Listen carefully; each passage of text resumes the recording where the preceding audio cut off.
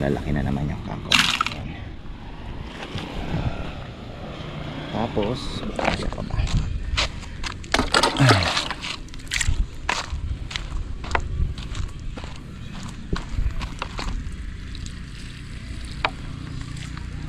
Yung ibang papaya okay pa. Ayan oh, magaganda pa naman, nakaka-recover. Ayan, may mga bunga. So kailangan lang po talaga ng tiyaga ng pagdidilig.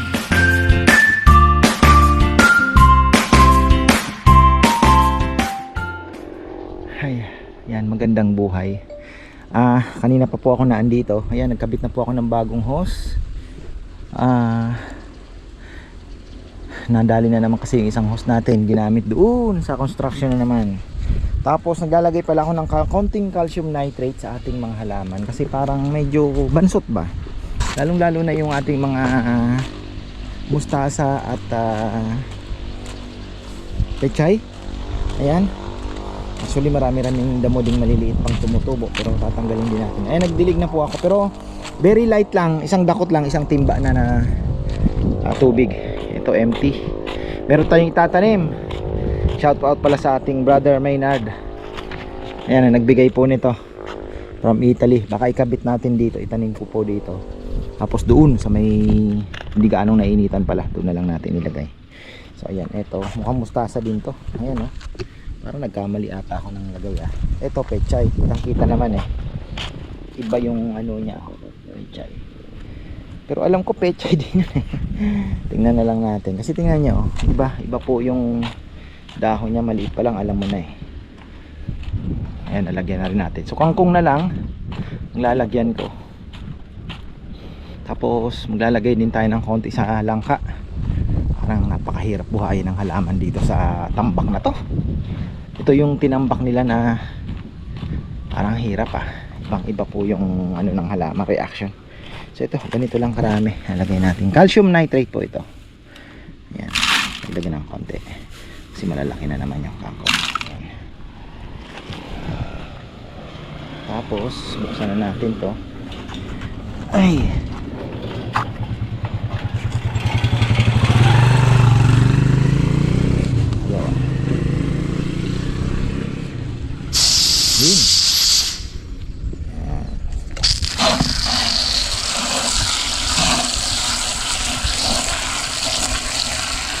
sorry, nakaipit lang sa akin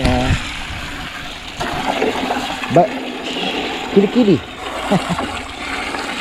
Meron pala tayo ditong hindi namamatay na napier na ano, purple. Ayan, purple napier. Pero maganda yung ginagamit na napier ni Solomon ha. Yung giant napier niya ba yun? Ibang klaseng napier niya, ang kalabaw niya. Si Solomon, pinapanood ko din yan. Mga bossing sa Facebook ba? Nakikita-kita ko din yan.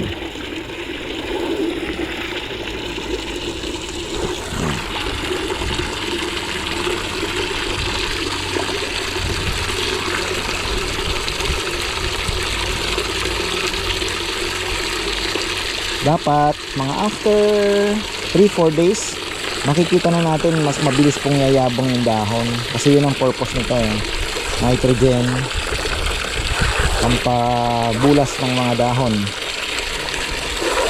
lang naman kailangan natin.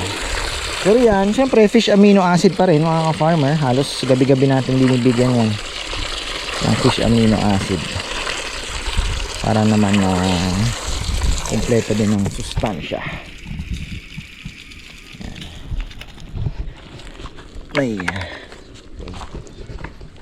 lalaki na yung sabi ko nga pwede nang kuhanan pero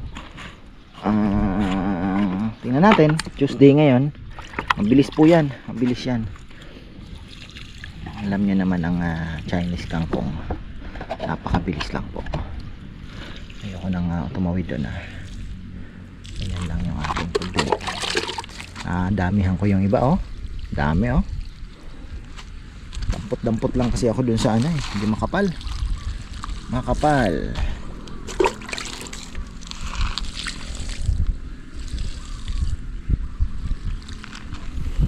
po yung nailagay natin oh.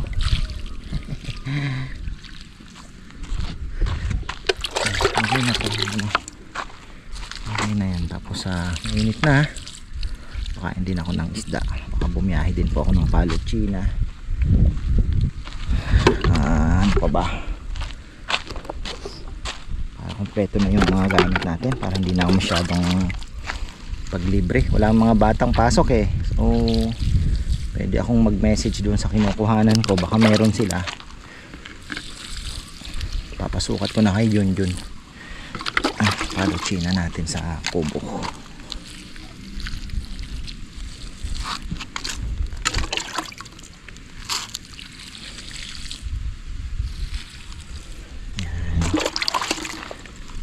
Shoutout pala kay Ate Sol Magkalas. Meron natang in-order si Bebe na host na may mga butas-butas din. Pwede natin lagay sa may papaya doon. Grabe po, minit.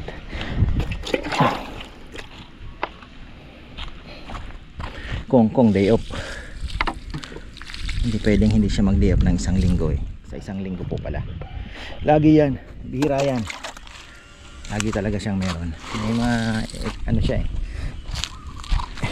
activity, extracurricular.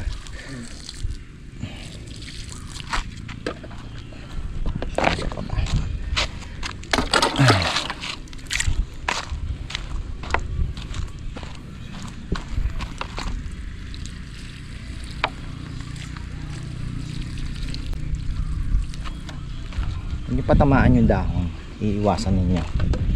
Pero minsan not iwasan, pero as much as possible iwasan.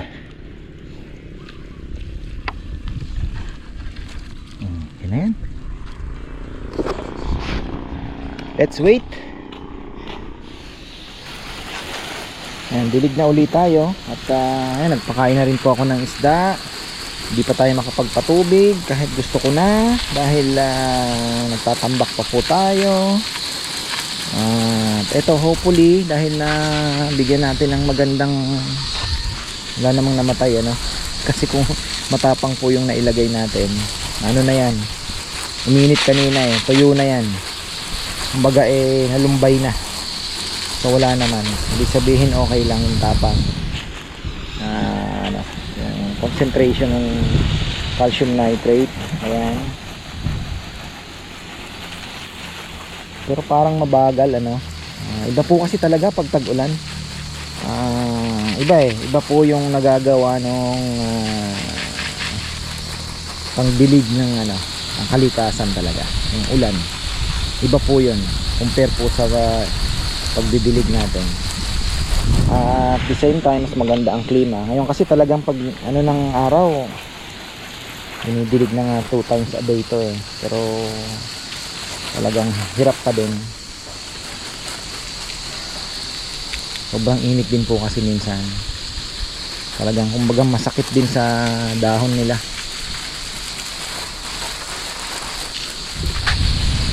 Wala na, hindi naaabot. Ibig sabihin 20 meters din lang po talaga yung nabili ko. Ayan. Okay naman no.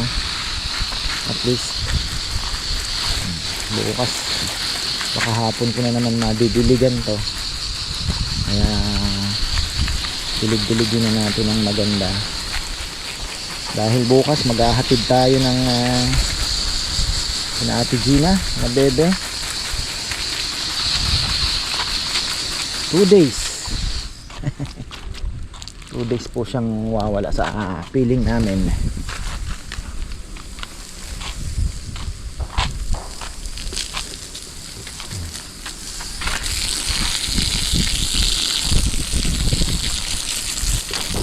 Pagdilig naman na tayo ng langka naman tayo sa kapila.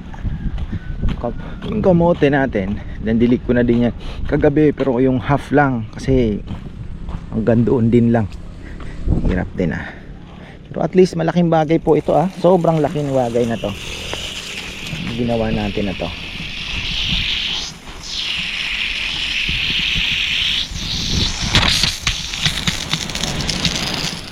Ganda din to kasi diba, parang ulan lang Yung pang maliliit po na hindi naman sila masasaktan. Yun pala ang disadvantage pag malakas po ang ulan, madadali. Tingnan, papakita ko po sa inyo yung ating radish. Napakaganda ng tubo dahil kumbaga na aalagaan sa pagdidilig, hindi siya nabibigla kasi mahaba na po yung tangkay.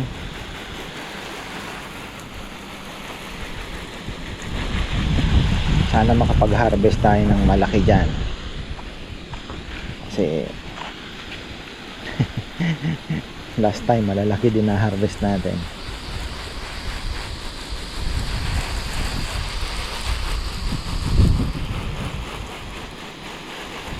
Parang ito lang ang ito lang ang ating pechay.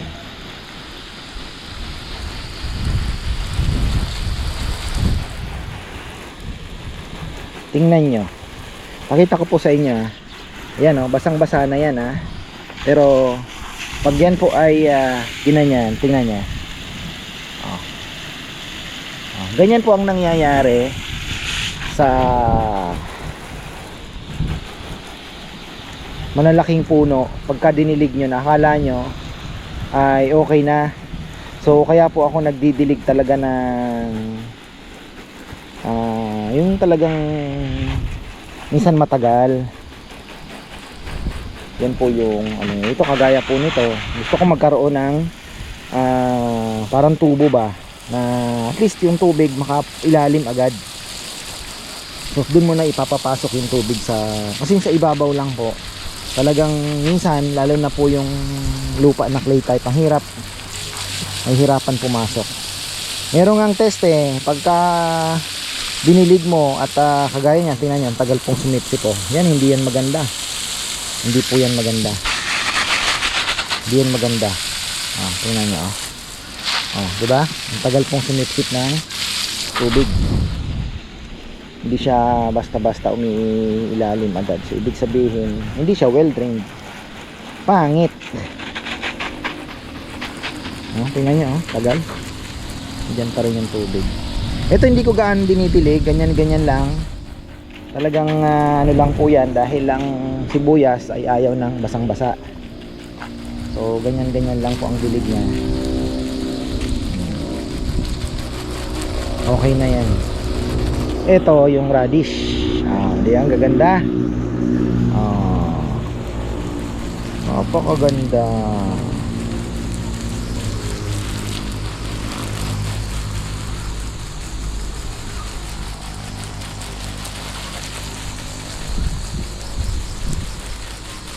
Titikan pa natin ito ng konting yun pangontra. Ganda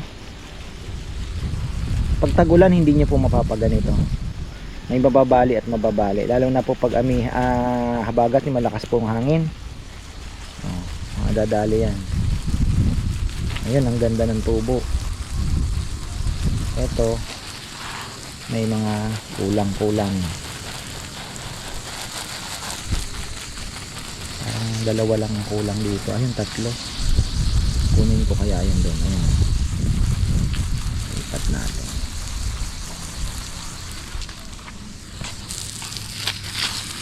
Baka muna sa kalamansi, parang ahas yun.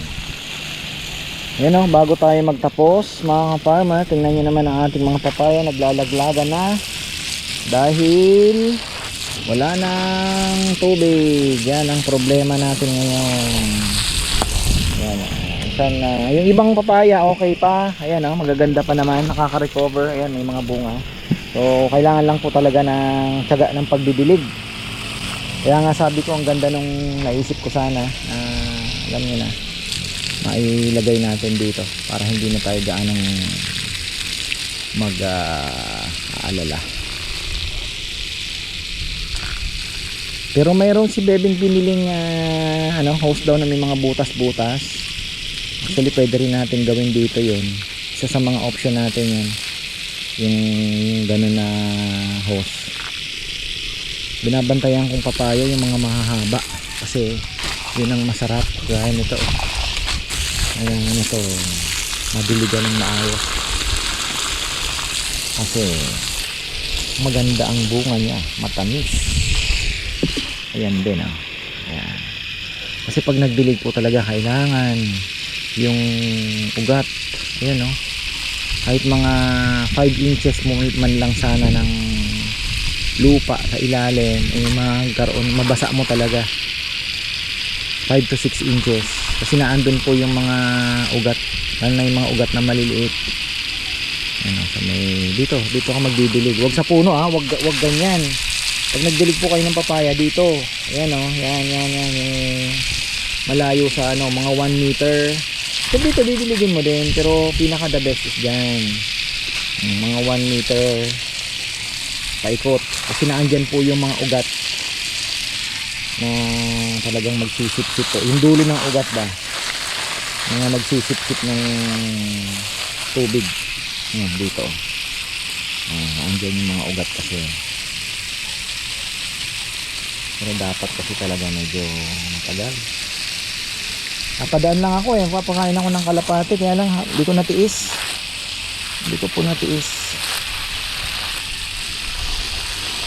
Kailangan si Kongkong dito ng kahit half day lang siguro, puro dilig lang ang gawin, yung talagang magandang dilig.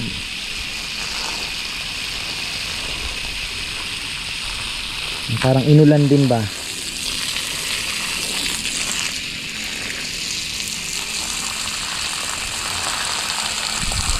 Malalaman nyo naman kasi kikita nyo naman po yung papaya sa dulo, tataba uli, tapos maglalabas uli ng magandang dahon kagaya nito, ito, yan, susunod po yan, bunga na ang ilalabas niyan. Maganda na fertilizer din. Ito yung maganda na didilig-dilig. Yung iba, ito na pabayaan, neglected, mamatay din yan.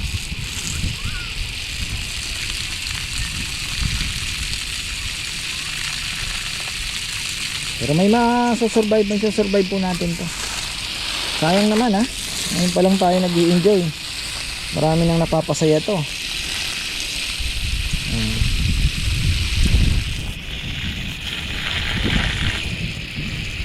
Saging, kailangan din madiligan yan kahit papano. Although nagkikip ng moisture yan, siyempre kailangan din ng dilig yan. Kung dito